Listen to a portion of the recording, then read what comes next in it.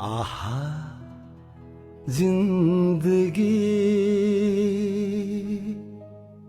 छालहरू ओ छालहरू आएर मलाई भिजाएर जाऊ म किनारमा उभिएको छु। गायक जगदीश समाल नेपाली साङ्गीतिक क्षेत्रमा सङ्घर्ष, सम्भावना र सीमित अवसरबीचको आरोह अवरोह बोकेको एउटा सुन्दर आवाज हो। काँडा हो माया मुटु भित्र गड्छ।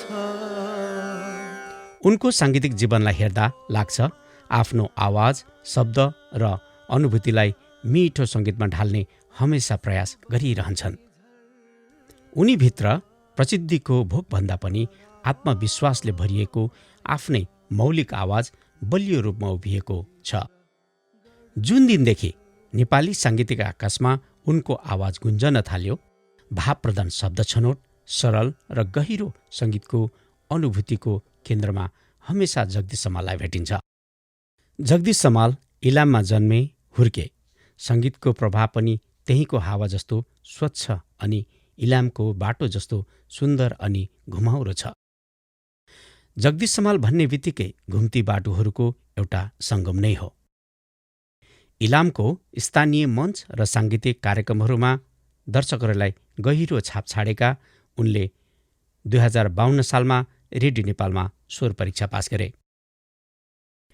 त्यसपछि पनि आफ्नो सपनाको बाटोलाई निरन्तर 30 वर्ष हिँडाइसकेका छन्।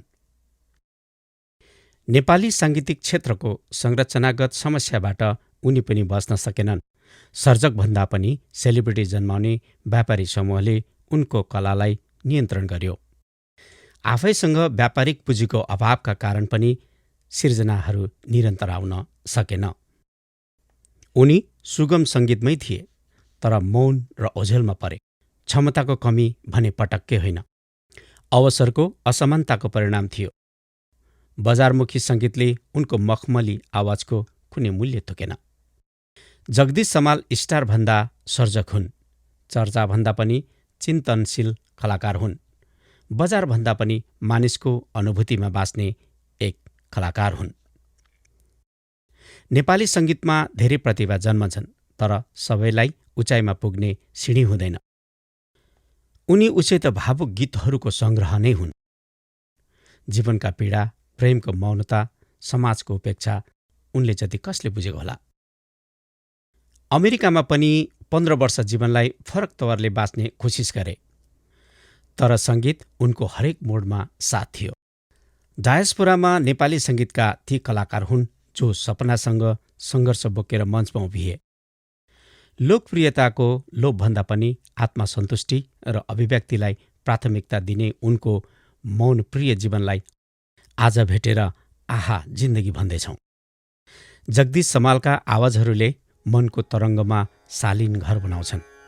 आधा उमेर निन्द्रैमा बित्यो,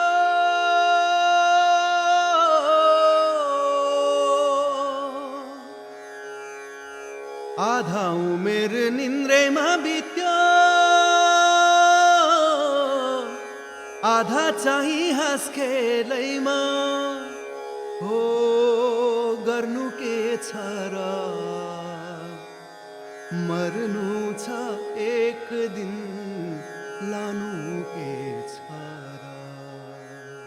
जगदीश समाल जस्ता कलाकार नेपाली सङ्गीतका शब्द नभएका इतिहास हुन्, जो बोल्दैनन् तर सुन्नेले बुझ्छन्। आहा जिन्दगी,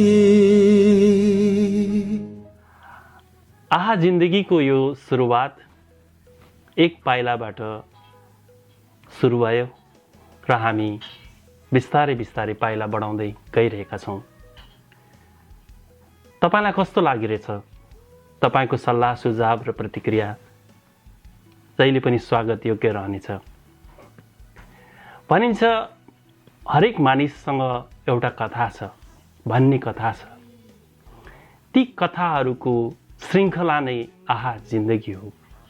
हामीले भन्दै आइरहेका छौँ, मानिसहरूसँग दुःख छ, खुसी छ, हाँसो छ, सङ्घर्षका विविध पाटाहरू छन्। व्यथा एउटै भए पनि कहिलेकाहीँ भोगाइ फरक हुन्छ, सम्झाइ फरक हुन्छ। ती फरकपनाहरूको एउटा सुन्दर नाम आहा जिन्दगी। आहा जिन्दगीमा आज हामी गायक कलाकार जगदीश समालसँग छौँ। साङ्गीतिक आकाशमा जगदीश समालको नाम अहिले पनि सुन्दर, आकर्षक अनि मखमली स्वरका धनीका रूपमा लिइन्छ। उनै गायक कलाकार हामीसँग हुनुहुन्छ जगदीश समालजी। स्वागत छ यहाँलाई जगदीशजी। धन्यवाद जस्तै यहाँलाई धेरै धेरै धन्यवाद। अनि तपाईँहरूलाई बेस्ट विशेष पनि यति राम्रो नाम सुन्दाखेरि नै एकदम आहा भन्ने टाइपको हुन्छ नि। आहा जिन्दगी साँच्चैकै राम्रो नाम सँग तपाईँले यो सुरुवात गर्नुभएको छ। अल द बेस्ट तपाईँहरूलाई। थ्याङ्क यू सो मच मलाई बोलाइदिनु भएकोमा, सम्झिदिनु भएकोमा। तपाईँले भर्खरै हजुर गजबको एउटा साङ्गीतिक संसारको निर्माण गर्नुभयो। त्यो साङ्गीतिक निर्माण चाहिँ जो आर्केस्ट्रा सहितको तपाईँको गायन, जसमा संसारको मानिसहरूको ध्यान, नेपाली साङ्गीतिक विज्ञहरूको ध्यान चाहिँ तपाईँमाथि थियो। कसरी सम्भव भयो, त्यही पनि विदेशमा, अनि जहाँ गाना बजाउनको लागि धेरै समय पर्खिनु पर्ने परिस्थितिमा यसलाई चाहिँ कसरी सम्भव तुल्याउनु भयो, अलिकति भनिदिनु न। खासमा आजभन्दा लगभग 1 वर्ष अगाडि सुरु गरेको थियौँ। त्यतिखेर चाहिँ सुरुमा चाहिँ माइन्डमा के आइरहेको थियो भने एउटा म्युजिकल टुरको नाम चाहिँ ममा थियो कि क्लोज टु माई हार्ट टाइपको। मलाई मनपर्ने मेरो आफ्नै गीत लगायत सिनियरको के गीत गाउँदै श्रोता दर्शक समक्ष जाउँ कि भन्ने एउटा माइन्डमा मेरो चाहिँ एउटा सोचाइ थियो। त्यही बेलामा ठ्याक्कै धेरै चाहना भयो भने एउटा त्यो प्राप्ति हुन्छ भने त्यही बेलामा कोकोमेन द आन्समलको प्रिय भाइ लामिन तामाङ भाइले चाहिँ मलाई फोन गर्नुभएर यस्तो टाइपको प्रोग्राम गर्नु सकिन्थ्यो होला दाइ, गरौँ है भन्नुभयो उहाँले। म एक्ज्याक्टली त्यही नै सोचिरहेको थिएँ भाइ मैले पनि भनेर दुईजनाको एकदम सल्लाह मिल्यो। अनि उहाँले अगाडि बुलबुल थप्नुभयो। अनि Bulbul close to my heart tour with Jagdish Samal भनेर हामीले एटलान्टाबाट सुरु गऱ्यौँ। हुँदै डेनभर, पिट्सबर्ग, ह्यारिसबर्ग, सिन्सिनाटी अनि न्यू ह्याम्पसायर लगायतको विभिन्न ठाउँहरूमा प्रोग्राम गर्दाखेरि यसको क्लोजिङ चाहिँ अलिकति डिफ्रेन्ट प्रकारले गरौँ भनेर चाहिँ त्यो सोच चाहिँ लामिन तामाङ भाइ हाम्रो कोकोमेन द आन्सम्बल उहाँले नै सोचाइ ल्याउनु भयो कि अब यस्तो टाइपले पनि एउटा गर्नु पर्ला, त्यसैको आर्ट गरौँ। पहिलेदेखि मलाई यस्तो खालको प्रोग्राम गर्ने इच्छा पनि थियो। अब यही बेलामा किन नगर्ने भनेर चाहिँ उहाँले चाहिँ त्यो बुलबुल क्लोज टु माई हार्टको क्लोजिङ प्रोग्राम चाहिँ रोचेस्टर न्युयोर्कमा अक्टोबर 11 ठ्याक्कै मेरै जन्मदिनलाई पारेर अनि उहाँले आयोजना गर्नुभयो।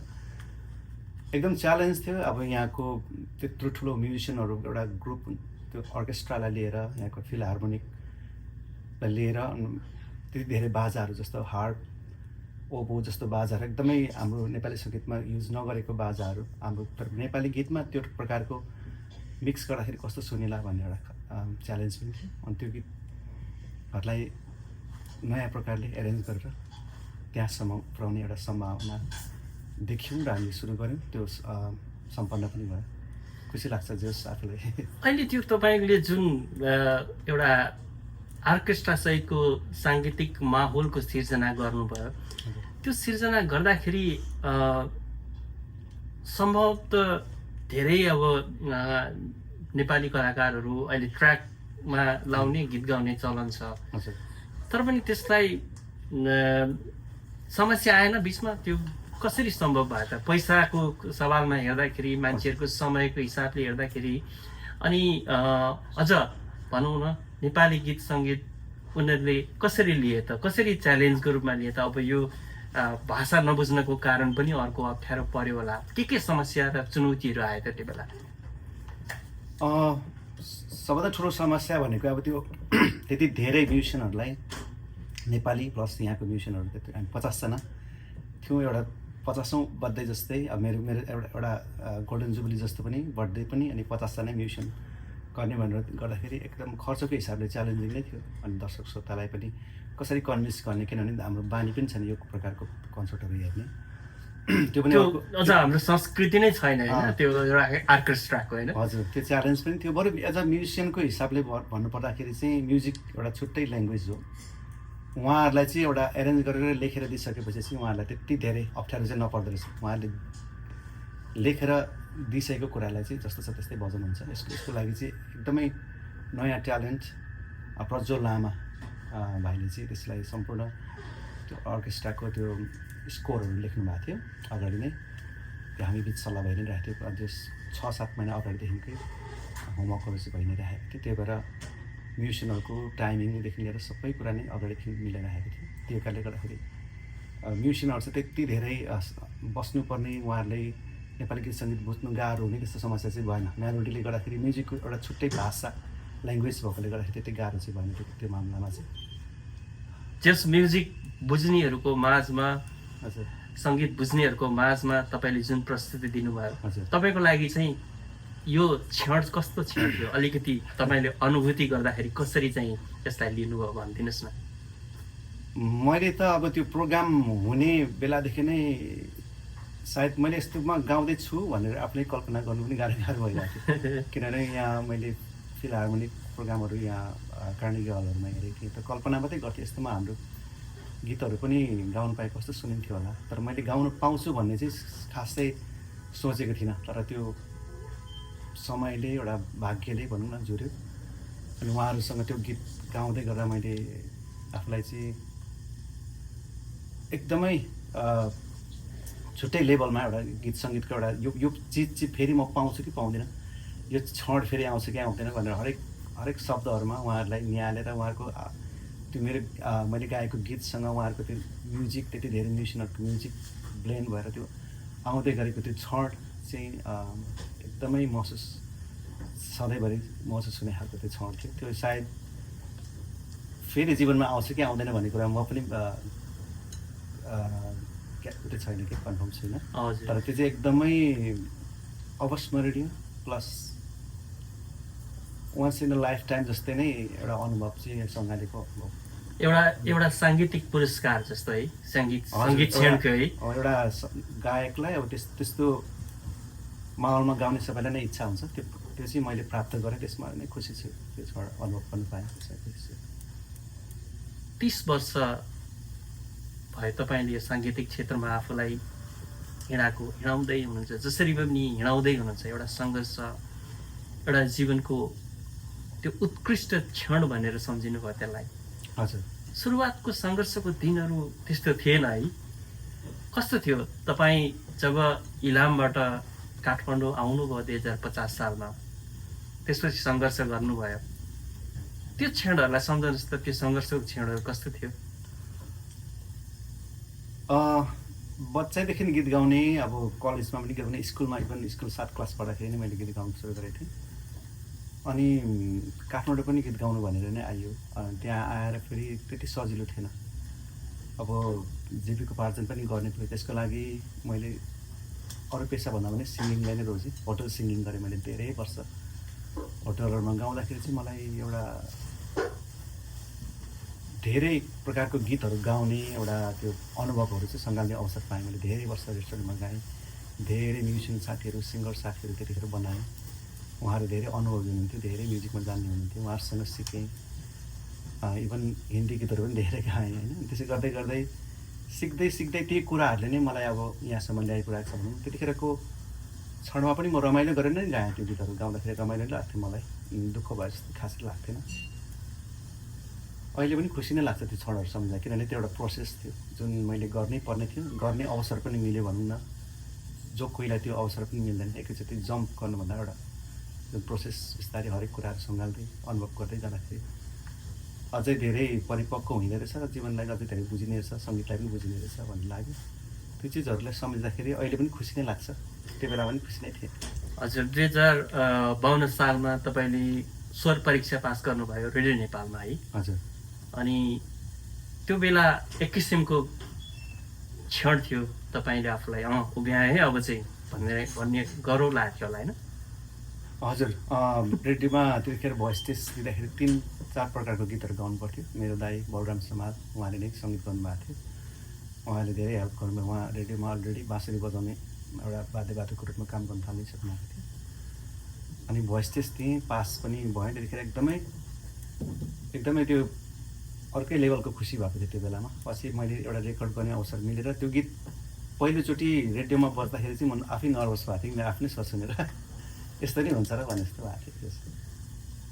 त्यो गीत कुन गीत थियो अलिकति हामीलाई? त्यो गीत चाहिँ सागर बुढाथोकी दाइले लेख्नु भएको थियो। शब्द चाहिँ कसैले देखे कसैले भेटे ऊ मेरी प्रियालाई। म अलिकति गाएर सुनाउँछु तपाईँलाई। कसैले देखे कसैले भेटे ऊ मेरी प्रियालाई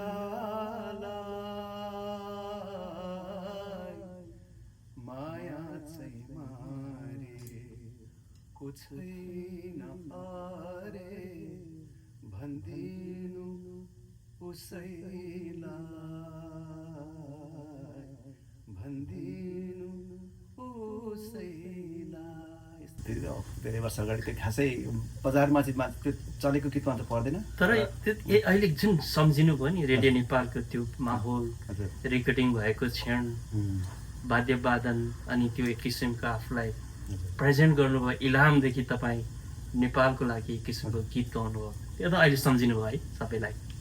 हो नि, त्यतिखेरको सबै याद आयो अहिले गाउँदै गर्दा। त्यो गीत प्र्याक्टिस मैले यति धेरै गरेको थिएँ। मैले जुन ठाउँमा बस्थेँ त्यो ठाउँमा चाहिँ हार्मोनियम बजाउनु पाउँथेन कि मैले हार्मोनियम पनि साथीकोमा लगेर राखेको थिएँ, प्र्याक्टिस गर्न त्यहाँ जान्थेँ। एभ्री मर्निङ त्यही 3-4 घन्टा नै गएर गीत गाउँथेँ यही गीतहरू। त्यो चाहिँ अलिकति इन्सिडेन्ट सुनाइदिनु न। त्यो के अरे त्यो तपाईँको जुन ठाउँमा तपाईँ बस्नुहुन्थ्यो त्यहाँ चाहिँ हार्मोनियम बजाउनु पाउनुहुन्थ्यो, के कारण के थियो थाहा भएन। त्यहाँ चाहिँ खास आर्मीको अलिक ठुलै मान्छेको घर थियो त्यो चाहिँ। अनि उहाँ चाहिँ अलिक बिरामन पनि हुनुहुन्थ्यो। अनि म्यामले चाहिँ उहाँको मिसेस म्यामले चाहिँ हार्मोनियम बजाउँदाखेरि चाहिँ घरमा बिरामहरू हुन्छ अलग त्यो लक्षण हुन्न भन्ने टाइपको उहाँमा सायद त्यस्तो के थियो। अनि मैले लुकी बनाउँदै फेरि झ्यालमा आएर उहाँले हेरिहाल्नुहुन्थ्यो। हार्मोनियम नै साथीको पुऱ्याइदिएको थिएँ त्यतिखेर। अनि प्र्याक्टिस गर्नु चाहिँ जान्थेँ। एउटा गजबको क्षण थियो नि सङ्गीतप्रतिको प्रेम तपाईँको। अब साथीकोमै हार्मोनियम राखेर साथीकोमै बजाउन जाने, यहाँ चाहिँ आफ्नो चाहिँ जहाँ डेरा हो त्यहाँ चाहिँ स्वतन्त्र थिएन बजाउनलाई। हजुर त्यो बेला त्यस्तो थियो सम्झनाहरू। अरू त्यस्तो सम्झना केही छ त्यो सङ्गीतमा जुन तपाईँ सुरुवातको दिनहरू, सङ्घर्षको दिनहरूमा कहिलेकाहीँ साथीभाइहरूसँगको भेटघाट अथवा त्यस्तो इन्सिडेन्ट छ जो अहिले सम्झन चाहनुहुन्छ र बाँड्न चाहनुहुन्छ? त्यस्तो अब धेरै नै छ। धेरै अनुभवहरू चाहिँ अब रेस्टुरेन्ट लाइनमा नै छ। अब त्यतिखेर मैले धेरै अब गीतहरू चाहिँ नेपाली गीतहरू नारायण गोपाल, भक्तराज आचार्य, विश्वेश्वर दाईहरू लगायतको त्यो जुन जुन रेडियोमा बस्थ्यो त्यो गीतहरू चाहिँ मलाई सबै नै कण्ठ नै थियो। त्यो बाहेक रेस्टुरेन्ट सिङ्गिङको लागि चाहिँ हिन्दी गीतहरू चाहिँ 70% गाउनु पर्थ्यो त्यो बेलामा चाहिँ। त्यो बेलामा मलाई त्यति हिन्दी गीतहरू आउँथेन। तर सजिलो चाहिँ के भयो भने मसँग जति पनि म्युजिसियनहरू हुनुहुन्थ्यो उहाँहरू सबै दार्जिलिङ सिक्किम अथवा त्यस धेरै हिन्दी म्युजिकबाट क्लोज हुनुहुन्थ्यो उहाँहरूले। मलाई सिकाउनु भयो, उहाँहरूले धेरै नै सिकाउनु, प्रोनाउन्सिएसन कसरी गर्ने, कुन कुन गीत चाहिँ उठाउने, यो लाइनमा यो गीत चाहिँ इम्पोर्टेन्ट छ तिमीले सिक्नुको लागि भनेर उहाँबाट सिकेँ। त्यसरी नै प्र्याक्टिस हुँदै गयो। एक किसिमले रेस्टुरेन्ट सिङ्गिङले चाहिँ तपाईँलाई अरू अझ भनौँ तपाईँको एक किसिमको त्यसलाई के भन्छ प्र्याक्टिसकै सिनमा चाहिँ तपाईँले हेर्नुहुन्छ? एकदमै, किनभने मैले त्यहाँ नगाउने थियो भने सायद मैले त्यो गीतहरूको त्यति धेरै भराइटीहरू पनि देख्थिनँ होला, सायद महसुस गर्नु पाउँथेँ नजिकबाट। त्यसलाई मैले सुन्ने मात्रै होइन, त्यसलाई गाउने पनि प्रयास गर्दाखेरि त्यो म्युजिसियनहरूसँग एभ्री नाइट त्यहाँ त विकेन्ड भन्ने थिएन त्यतिखेर, 7 दिन, दसैँमा 3 दिन मात्रै छुट्टी हुन्थ्यो। त्यो बाहेक मैले 7 वर्ष एभ्री इभिनिङ गएको छु। मैले साँझै देखिनँ होला क्या 7-8 वर्षसम्म त्यसरी गीत गाएँ। त्यही चिजले अहिले म जे छु त्यो सायद त्यही कुराहरूको एउटा प्रडक्ट हो जस्तो मलाई। तपाईँको निरन्तर भोइसको अभ्यास, हजुर, तपाईँको निरन्तर गायनले हजुर तपाईँलाई अब त्यसपछि हजुर। अझ गायकको रूपमा धरोसँग भयो। अलिकति भनिदिनु न, त्यो जुन गीत तपाईँले जुन एल्बम पहिलोचोटि गर्नुभयो, उम्। बुलबुल होइन तपाईँको सुरुको? मेरो पहिलो एल्बम चाहिँ लहर लहर हजुर, लहर थियो। लहर। त्यो चाहिँ सम्पूर्ण रेकर्डिङ चाहिँ 2056 सालमा भएको थियो। हजुर। अनि 57 सालको सुरुवात वैशाख जेठतिर सायद होला, ठ्याक्कै त्यो बेलातिर निकालेको थियो। तपाईँको गीतको मेन चाहिँ के अरे चोइस क्या, हजुर। अलिकति जिन्दगीप्रति लक्षित छ। तपाईँले त्यस्तो शब्दहरू जो चाँडो बिक्री हुने शब्दहरू र त्यस्तो चाहिँ अप्ठ्यारा त्यो दुई अर्थ लाग्ने गीतहरू तपाईँले गाउनु भएन। कसरी शब्दहरूलाई चाहिँ चोइस गर्नुको लागि चाहिँ तपाईँले चाहिँ आफूलाई तयार गर्नुभयो? जबकि त्यो गीत चाहिँ सुन्न सक्छ मान्छेले तर बिक्री कम हुन्छ भन्ने पनि तपाईँलाई लागेकै होला त्यति बेला, होइन? यस्तो थियो, फर्स्ट एल्बम लहर निकाल्ने बेलासम्ममा चाहिँ त्यो खालको क्यालकुलेसन थिएन ममा। भन्नाले यो गीत चल्ला नचल्ला अथवा मैले प्रोग्राम पाउला नपाउला त्यस्तो खालको त्यो क्यालकुलेसनै भएन त्यो बेलामा चाहिँ। सुन्दाखेरि सङ्गीतकार गीतकारहरूले सुनाउदाखेरि मन परे भने मात्रै गाउने, अनि यो गीत चल्ला नचल्ला भन्ने चाहिँ त्यतिखेर चाहिँ थिएन। तर अब सबकन्सियसली त्यस्तै टाइपको जिन्दगीसँग रिलेटेड गीतहरू चाहिँ प्रायः मैले छान्दै छु त्यो बेलामा पनि। त्यतिखेर चाहिँ त्यस्तो भयो, एउटा चेतना आएर मैले यस्तो गीत गाउनुपर्छ है भन्ने जानेर चाहिँ गरेको नि त्यो बेला पनि। त्यस पछाडि बुलबुल निकाल्दासम्म पनि त्यस्तो खासै माइन्डमा थिएन। त्यस पछाडि चाहिँ अलिकति कमर्सियलाइज हुँदै गएपछि चाहिँ यस्तो गीत पो चल्थ्यो कि भन्ने त्यो विचारहरू पनि बिचमा चाहिँ आउनु थालेको चाहिँ अलिक पछि, तर अहिले छैन त्यो कुरा। त्यही त, तपाईँ अलिकति गजल, अलिकति सफ्ट टाइपका सङ्गीतहरू, अझ धेरै सफ्ट टाइपका सङ्गीतहरूमा पनि गजल मिक्स गर्न तपाईँले नै सुरुवात गर्नुभयो। अझ धेरै है, धेरै अरू पनि थिए तपाईँको लाइनमा, तर तपाईँ आएपछि एकदमसँगले शान्तसँग सुन्नुपर्ने जिन्दगीका चाहिँ उतार चढावहरूलाई, जिन्दगीका कहानीहरू चाहिँ तपाईँको गीतमा देखिन थाल्यो, सुनिन थाल्यो है। सायद बुलबुल एल्बमले चाहिँ त्यो खालको इस्टाब्लिस गर्यो होला थोरै दर्शक श्रोतामा आज उहाँले चाहिँ। किनभने बुलबुल चाहिँ टोटल्ली गजल एल्बम नै थियो, एल्बम नै गजल थियो। त्यो बेलासम्म गजल त धेरैले गाउनु भएको थियो तर सिङ्गल, तर एउटा एल्बमको रूपमा चाहिँ आएको थिएन नेपाली मार्केटमा। अनि बुलबुल त्यतिखेर अच्युत घिमिरेको बुलबुल प्रोग्राम पनि एकदमै फेमस त्यो बेलामा। अनि भूपेन्द्रजी पनि नयाँ नयाँ एकदम जोस जाँगरको साथ गीतहरू लेख्दै हुनुहुन्थ्यो। अनि उहाँले सोलो गजलहरू लेख्नुभयो, मेरो मित्र प्रवीण बयालीजीले सोलो सङ्गीत गर्नुभयो। अनि मैले सोलो गाएर बुलबुल एल्बम निकालेपछि अनि त्यस पछाडि चाहिँ धेरैले अब गजल गायक अथवा मलाई अरू बेला गजल टाइपको गीतहरू स्लो मेलोडी गीतहरूमा सम्झिन थाल्यो। तपाईँ जुन माहौलमा चाहिँ अहिले आफूलाई बढाउनु भयो त्यो गीत सङ्गीतको माहौलमा, अलिकति धेरै वरिपरि सिरियसै मान्छेहरू थियो क्या तपाईँको है? त्यस्तो पनि होइन, अब साथीभाइ पनि रोमान्टिक टाइपको हुनुहुन्थ्यो। म पनि त्यस्तो सिरियस मान्छे पनि होइन खासमा, तर अब गीत सङ्गीत चाहिँ गाउँदै जाँदा चाहिँ त्यस्तो चोइस चाहिँ त्यस्तो हुँदै गएछ। अनि धेरै फेरि बुलबुल प्लस त्यो मेरो लहर एल्बममा पनि त्यो टाइपको गीत थियो। अनि अरू कलेक्सन एल्बममा म्याक्सिमम् गाएँ मैले, हजारौँ गीत गाएको छु कलेक्सन एल्बममा। त्यो गीतहरू गाउँदाखेरि पनि त्यही टाइपको गीतहरूमा चाहिँ उहाँले सम्झिनु भयो। अनि धेरै रेकर्ड चाहिँ त्यही टाइपको गीत भएकोले गर्दाखेरि पनि त्यस्तो भएको हुनसक्छ। त्यही त, अब यो म त मर्छु क्यारे भन्ने गीतहरू जुन छ है, त्यसले एक किसिमको साङ्गीतिक माहौललाई जुन एउटा एक किसिमको सिरियस गायकको ट्याग तपाईँलाई दिइरहेछ नि, त्यसले चाहिँ हेर्दाखेरि लाग्छ तपाईँ जिन्दगीको चेतनामा चाहिँ यस्ता गीतहरू गायो भने चाहिँ अझ मान्छेको हृदयसम्म पुग्न सकिन्छ भन्ने चाहिँ तपाईँको चेत थियो जस्तो लाग्छ क्या? हजुर, त्यो एउटा यस्तो हुनुपर्छ है भनेर जानेर भन्दा नि नजानेकोलाई त्यो सायद चेतना थियो होला। अनि धेरैले त्यो राम्रो राम्रो गीतमा सम्झिनु भएर पनि हो। किनभने अब जस्तै यो म त मर्छु क्यारेकै कुरा गर्दाखेरि यसको गीतकार सङ्गीतकार हाम्रो निम सङ्गीतजी हुनुहुन्छ। उहाँले चाहिँ साँच्चीकै उहाँलाई त्यस्तै परिवेश परेर उहाँ आफूलाई मर्छु नै जस्तो लागेको बेलामा लेख्नु भएको गीत रहेछ कि हो। अनि त्यो बेलामा पनि मेरो बुलबुल एल्बम भर्खर आएको थियो, त्यही भएर त्यो गजलहरू सुनेपछि यो गीत चाहिँ जगदीश समालले नै गाउनुपर्छ भनेर उहाँलाई त्यो बेलामा नै लागेको रहेछ। अनि त्यस पछाडि काठमाडौँ आएर हाम्रो कृष्ण भक्त राईज्यूसँग एरेन्जमेन्टहरू गरेर त्यस पछाडि डमी पनि उहाँले नै गाउनुभएको थियो हाम्रो कृष्ण भक्तज्यूले। अनि त्यस पछाडि मलाई बोलाउनु भयो, एकदमै राम्रो गीत लाग्यो, पछि गाएँ। अनि सबै दर्शक श्रोताले एकदम त्यस्तो सेन्टिमेन्टल भए पनि एउटा मर्ने कुरा त्यहाँ भए पनि, किनभने मर्ने भनेको त एउटा ध्रुव सत्य नै, त्यो कुरा गर्नैपर्छ जस्तो लाग्छ। त्यो चिज भएर पनि फेरि पनि लभ सङ पनि हो यो, त्यही भएर पनि सायद दर्शक श्रोताको मुटुमा मनमा बसेको छ। तपाईँ त्यो बेला जुन एक किसिमको साङ्गीतिक रूपमा यति चर्चामा हुनुहुन्थ्यो, चर्चाको उच्च लेभलमा हुनुहुन्थ्यो, तपाईँ जहाँ पनि प्रोग्राममा हिँडिराख्नु भएको थियो, तपाईँले आफ्नो चाहिँ जीवनलाई एकदम गजबको एउटा प्रसिद्धिको उचाइमा पुर्याउनु भएको थियो। फेरि तपाईँ परदेशिनु भयो है? हजुर। के थियो त्यो परदेशिनीको अलिकति कथा छ भने सुनाउनुहोस् न। कसरी अमेरिकासम्मको यात्रा तपाईँले गर्नुभयो थियो, त्यसलाई चाहिँ अलिकति सम्झिदिनुहोस् न।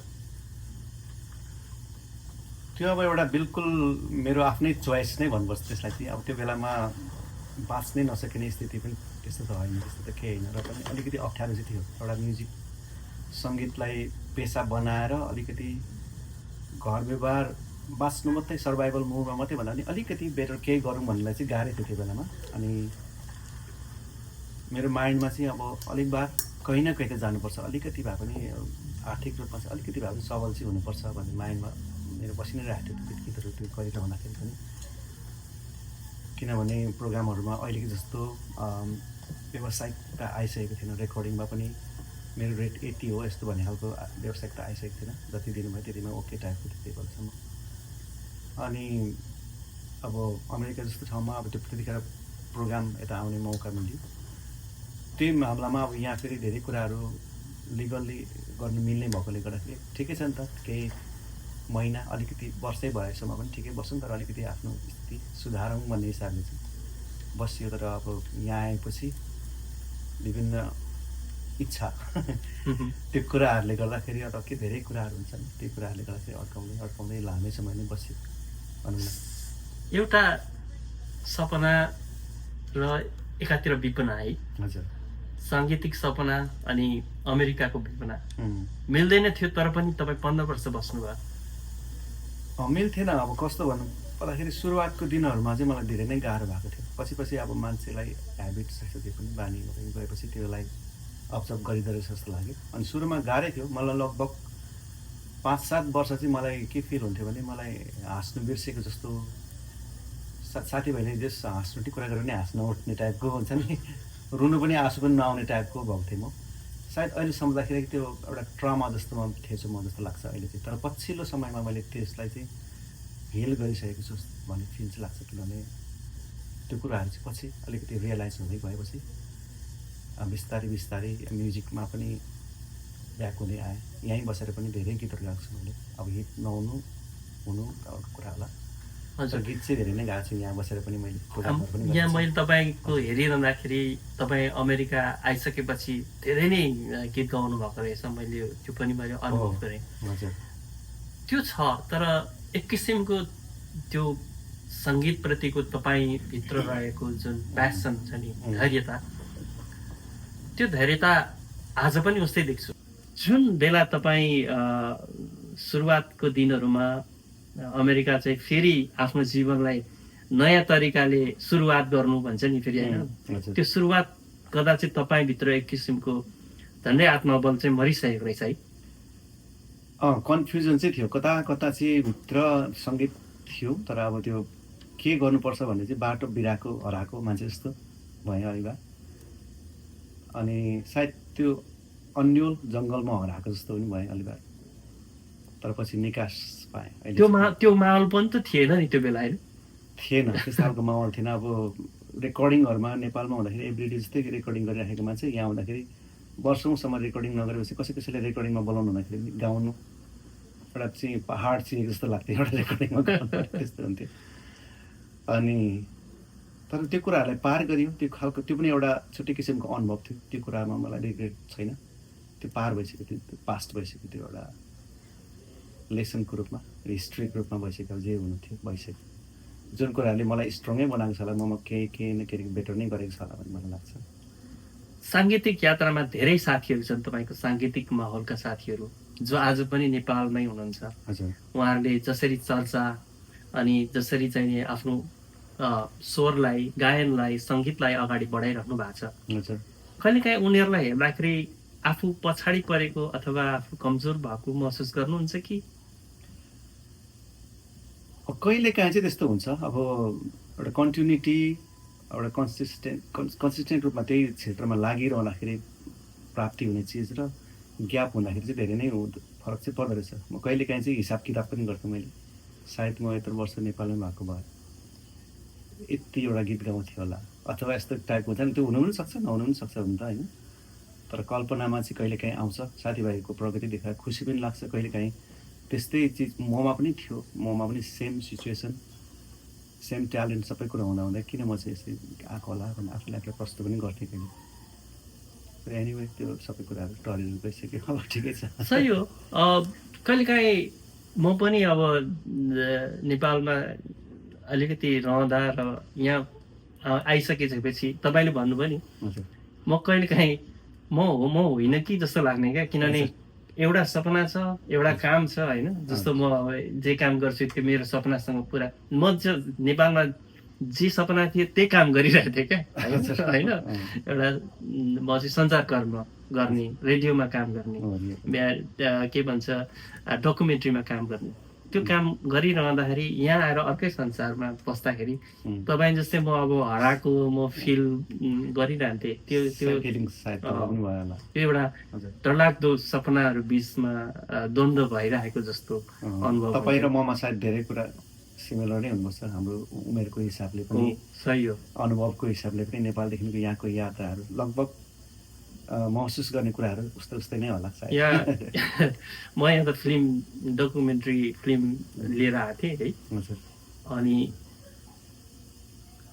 सपना हो नि त डकुमेन्ट्री फिल्म यहाँ ल्याउँदाखेरि म महोत्सवमा आएको थिएँ कि म महोत्सवमा चाहिँ एक किसिमको रेड कार्पेट फिलिङ्स होइन अब यो चाहिँ तपाईँको गजबले चाहिँ एक किसिमको 5 स्टारको जीवन 5-7 दिन बित्यो नि त त्यसपछि त फेरि अमेरिकाको जुन सत्य छ नि रियल अमेरिकाको सत्य चाहिँ मैले काम गर्ने जुन होटलको काम थियो एउटा सर्भिसको काम अनि यता कुनामा आएर मैले सम्झेँ क्या त्यो कहाँ त्यो रेड कार्पेट होइन अनि कहाँ यो सरसफाइको कार्यक्रम त्यो सम्झिँदाखेरि चाहिँ एक किसिमको अमेरिकाले जुन दुःख दियो नि अथवा आफ्नै सपनाले दुःख दिएको आफ्नै कर्मभित्रको दुःख त्यसलाई चाहिँ मैले सहज लिएँ तपाईँले जसरी सहज लिएँ भन्नुभयो नि त्यतिखेर तर सहज थिएन नि है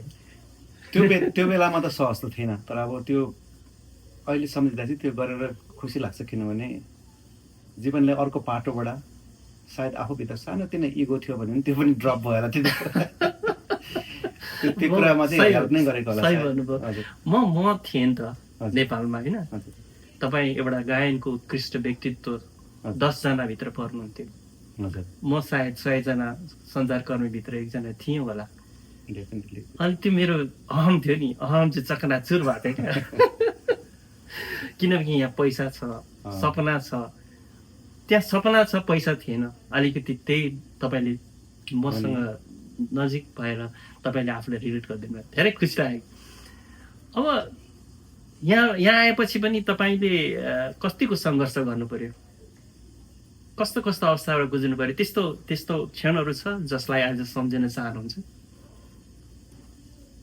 यहाँ त अब हरेक पलमा नै गाह्रो थियो नि यो त आफू जन्मेको परिवेशभन्दा धेरै टाढा होइन आफूले गरिरहेको कामभन्दा छुट्टै काम भाषा फरक संस्कृति फरक हरेक कुरामा नै गाह्रो चाहिँ थियो पाइलामा नै गाह्रो थियो कहिलेकाहीँ मन रुन्थ्यो गाह्रो त हरेक पाइलामा नै थियो यहाँ चाहिँ किनभने नेपालमा जस्तो जे सोचेको थिएँ त्यो यहाँ चाहिँ थिएन मैले पाइनँ पहिला सोच्दाखेरि अमेरिका जसरी भनिन्थ्यो त्यो चिजहरू चाहिँ सायद अब केही कुराले थियो होला तर मेन्टल्ली चाहिँ थिएन, मनमा चाहिँ एकदमै द्वन्द्वहरू चलिरहन्थ्यो। यो 15 वर्ष अघि अमेरिका जति अहिले नेपालीहरू हामी सँगै बसेर यसरी काम गरिरहेछौँ त्यति धेरै नेपालीहरू पनि त थिएन नि, होइन? त्यो बेलामा जहाँ आफ्नो दुःख साटियोस्, हजुर। आफू जस्तै दुखी हेरेर खुसी मार्न सकियोस्, त्यस्तो थिएन नि। थिएन त्यो बेला धेरै नै परिवर्तन भएको छ त्यतिखेर र अहिले। सायद हरेक वर्ष अब यो 10औं वर्षमा त धेरै नै चेन्ज हुँदैछ यहाँ पनि, त्यतिखेर र अहिलेमा परिवर्तन चाहिँ छ, धेरै नै परिवर्तन। न्युयोर्कलाई तपाईँले हेरिराख्नु भएको छ नि, है? हजुर। कस्तो तपाईँ 15 वर्ष अगाडिको न्युयोर्क ज्याक्सन हाइट र 15 वर्षपछिको आजको न्युयोर्कलाई कसरी परिवर्तन भएको हेरिराख्नु भएको छ? धेरै नै परिवर्तन। त्यो बेलामा कतै नेपाली बोलेको सुनियो भने पनि फर्केर हेरेर परिचय गरेर एकदम धेरै कहाँ कसो सबै डिटेलमा सोधिन्थ्यो। अब अहिले त्यो स्थिति छैन, किनभने धेरै नेपाली छौँ यहाँ, नेपाली बोलिरहेको भए पनि खासै त्यो बानी नै भइसक्यो, अब त्यति खासै बोलिँदैन। चिनेको छ भने मात्रै बोल्ने त्यस्तो हुन्छ। यहाँ त हाम्रो साथीहरू कहिले भन्छ कि चिनेको भेटिन्छ कि भनेर लुकी हिँड्ने चलनमा छ। यहाँ त धेरै नै भइसक्यो अब। अनि जुन त्यो बेला चाहिँ भन्नु भने नेपालीहरू भाषा कसैले बोलिहाल्यो भने पनि फर्केर गएर परिचय गरेर हजुर त्यो एउटा महत्त्व थियो है त्यति बेला। त्यतिखेर चाहिँ त्यस्तो लाग्थ्यो। कहिले काहीँ सपिङ गरिरहँदाखेरि कहाँ साउन्ड नेपाली बोले जस्तो लाग्यो भने खोजी गइन्थ्यो। आजकल नेपाली कलाकारहरूको डेस्टिनेसन जुन अमेरिकामा अहिले भ्रमण गर्नुहुन्छ, 15 वर्ष अघि त्यस्तो थिएन है? थिएन, तर अहिले के पनि भयो भने नेपालीहरू सारा संसारभरि छरेर बस्नु भएको छ। जस्तै यहीँ पनि अब यति धेरै मान्छे हुनुहुन्छ, विभिन्न संस्था हुनुहुन्छ, हरेक ठाउँमा नै नेपाली हुनुहुन्छ। सबैलाई नेपाली गीत सङ्गीत चाहिहाल्छ, सुन्नु मन लाग्छ। प्लस नेपाली गीत सङ्गीत पनि पहिला हुन अलिकति फर्कको मारेको छ।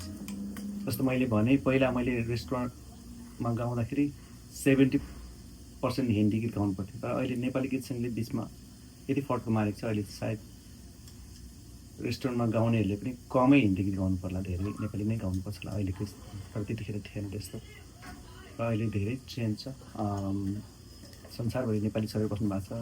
नेपाली कलाकारहरूले संसार घुम्न पाउनु भएको छ, विभिन्न ठाउँमा कन्सर्ट्सहरू गरेर घुम्न पाउनु भएको छ, त्यो पनि राम्रो कुरा हो। साङ्गीतिक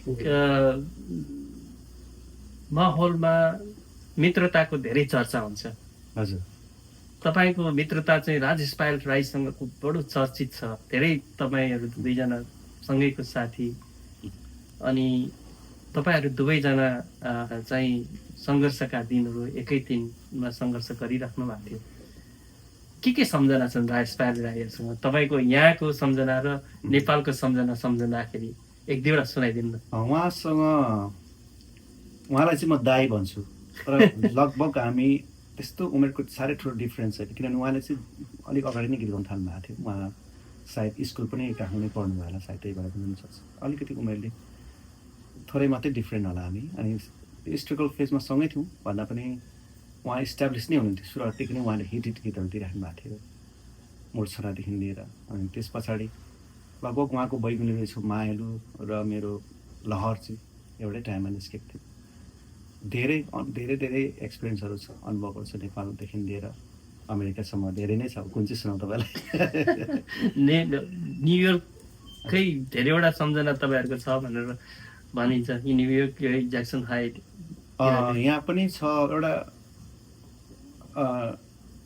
इन्ट्रेस्टिङ कुरा चाहिँ के छ भने एकताल उहाँसँग चाहिँ पहिलो भेट अमेरिका, उहाँ पहिलोचोटि आउनुहुँदाखेरि ह्युस्टनमा हाम्रोसँगै प्रोग्राम थियो।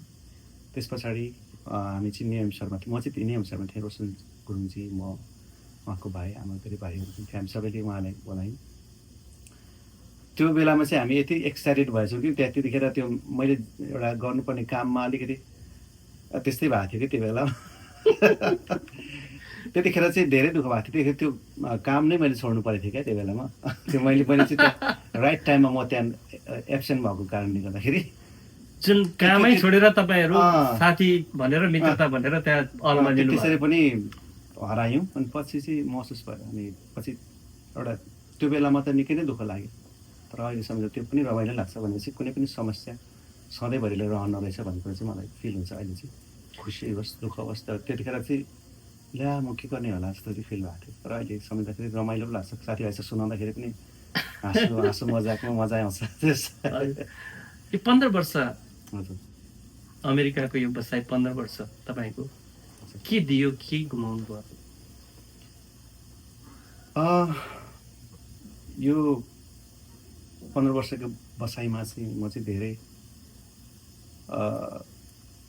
अनुभवी एउटा जीवनलाई अझ गहिरो बुझ्ने अवसर मिल्यो भनौँ न। हरेक एङ्गलबाट संसारभरिको एउटा कल्चर पनि देखियो, प्लस दुःख पनि देखियो, प्लस परिवार बिना टाढो बस्दाखेरिको एउटा अनुभव, आफूले काम गरिरहेको क्षेत्रमा एउटा इस्टाब्लिस हुँदै त्यसलाई छोडेको अनुभवदेखि लिएर एउटा स्टार जस्तो अनुभव पनि सँगसँगै एकैचोटि फेरि तल झरेर पनि फेरि माथि हेरेको आफैलाई जगदीश समाल भन्ने मान्छे ठुलो गायक जस्तो अलिक जस्तो गरेर पनि हेरेँ कहिलेकाहीँ, अनि कहिलेकाहीँ अलिक तल बसेर पनि हेरेँ आफूले आफूलाई। त्यो कुराहरू चाहिँ अनुभव थियो। त्यो बाहेक अब गुमाएको भन्ने चिज चाहिँ एउटा परिवारसँग सँगै बस्नु पाइनँ मैले। भन्नुको मतलब मेरो छोरा म बिना नै हुर्क्यो भनौँ न, मैले एउटा सानोमै छोडेर आएँ। त्यो चिज चाहिँ मैले मिस गरेँ, किनभने त्यो पल त फेरि फर्केर आउँदैन।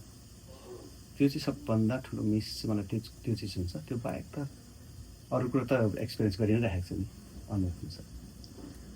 अब तपाईँको साङ्गीतिक योजना के छ, जुन अब 15 वर्षपछि फेरि सुरुवात गर्नुहुन्छ, जीवनलाई नयाँ तरिकाले चाहिँ नि अगाडि बढाउनुहुन्छ? कसरी चाहिँ योजना बनाउनु भएको छ आफूलाई आफ्नो?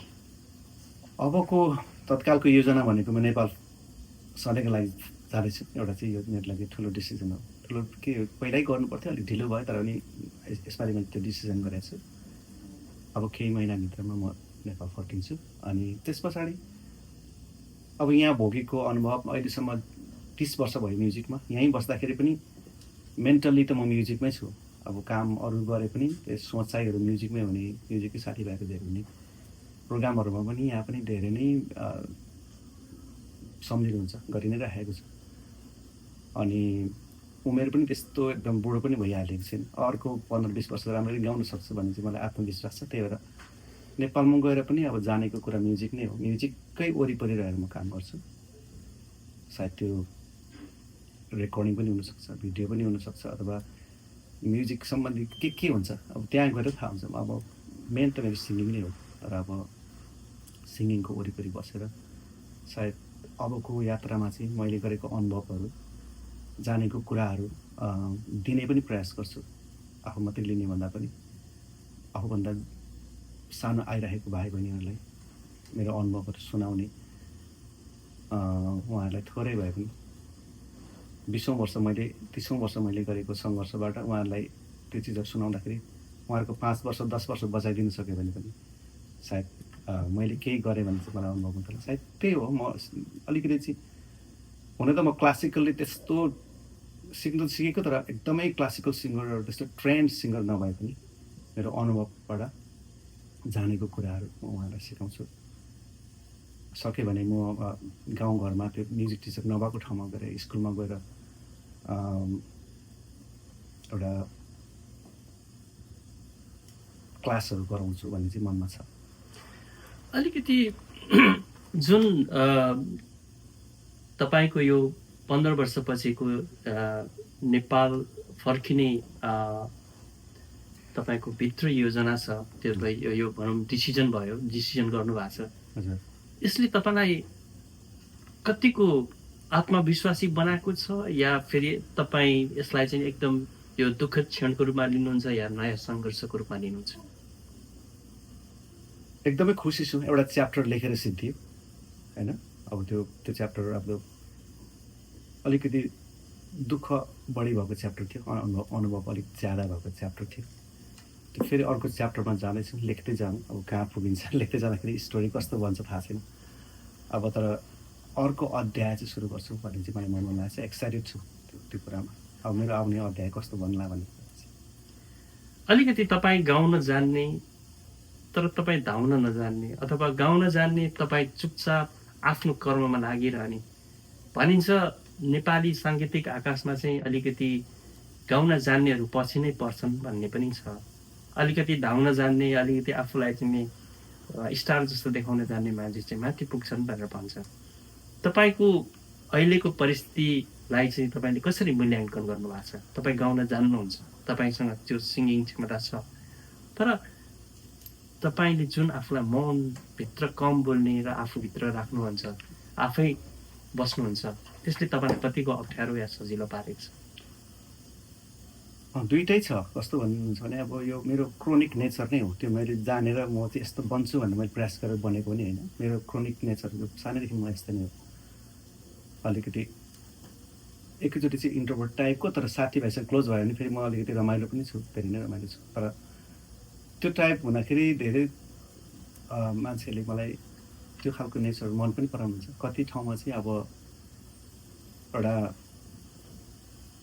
गीतहरू सुन्नुभएको छ तर मान्छे चिन्नुहुन्न कि त्यस्तो जस्तो जस्तो मैले धेरै ठाउँमा एक्सपोज नहुँदाखेरि म्याक्सिमम् एक्सपिरियन्स चाहिँ त्यस्तो छ।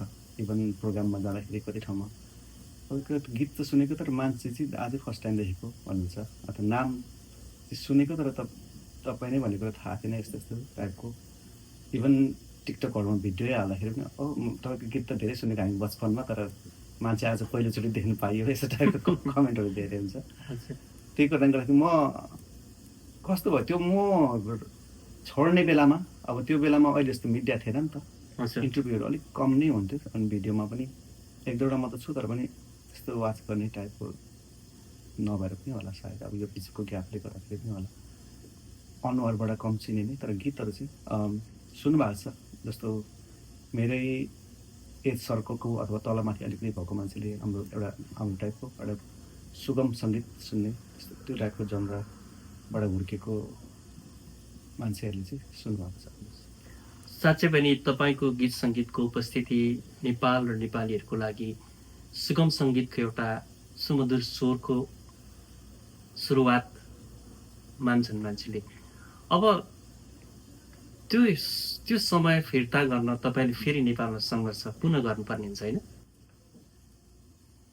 त्यही समय त म फिर्ता गर्न सक्दिनँ नै होला, त्यो त बितेर गइसक्यो। त्यो यादहरू, त्यो आधा उमेर मैले गाइसकेँ। अब आउने गीतहरू सायद अर्कै कस्तो आउँछ म आफैलाई पनि थाहा छैन होइन। अब म अबको यात्रा चाहिँ कस्तो हुन्छ भने मेरो इन्टेन्सन चाहिँ